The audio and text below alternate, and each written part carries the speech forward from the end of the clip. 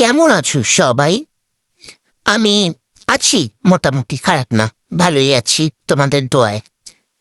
যাই হোক, তোমাদের একটা কমন প্রশ্ন। গলাটা একটু ঝেড়ে কেশে নেই। তোমাদের প্রশ্ন হচ্ছে, আমাকে কেন ক্যাট শো 2025-এ দেখা গেল না? আমি কেন ক্যাট শোতে যাইনি? আরে কি বলবো তোমাদের, আমার সব থেকে বড় যে প্রতিভা, মুতের প্রতিভা, এখানে সেখানে মুতে দেওয়া, সেই সেগমেন্টটাই তোরা রাখেনি।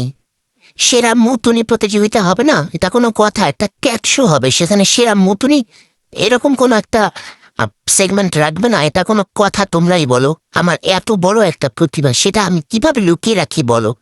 এত যেমন খুশি তেমন সাজো, সেরা খাদক, এটা সেটা। আরে ভাই, এত কিছু তো দরকার নেই। সেরা মুতুনি কে হবে সেটা তোমরা ঠিক করো আগে। আমি আমি আমি চ্যাম্পিয়ন হতাম, সেই জন্যই তো তোমরা এই পুরস্কারটা রাখোনি সেরা মুতুনিতে। বুঝি না, আমাকে হিংসা করো তোমরা বরিশালে বাসি।